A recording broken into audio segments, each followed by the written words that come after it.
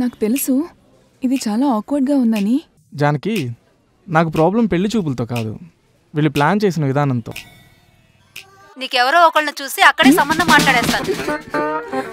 అమ్మా, ఆ పని మాత్రం చేయకే. అసలే నాకు పెళ్లి కొడుకు మీద కొంచెం క్లారిటీ కావాలి.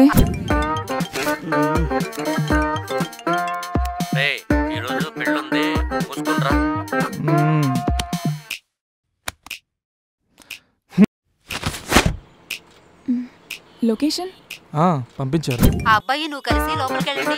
ఆ అబ్బాయినా? ఎందుకే? ఆ అబ్బాయి పేరు రామ్. నీకు తనకి పెళ్లి చూపులే. పెళ్లి చూపులా?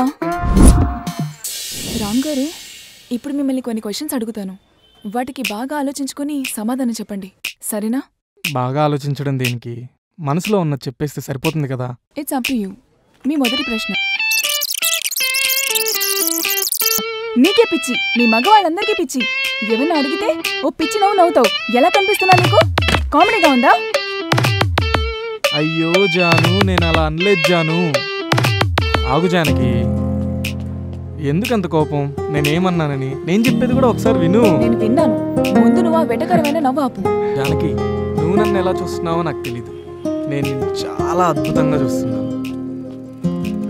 నువ్వు అంటున్నావే, ఆ నవ్వు నిన్ను ఎటకారంగా చూసింది కాదు. అసలు నువ్వు నాకు ఎలా కనిపిస్తున్నావో తెలుసా?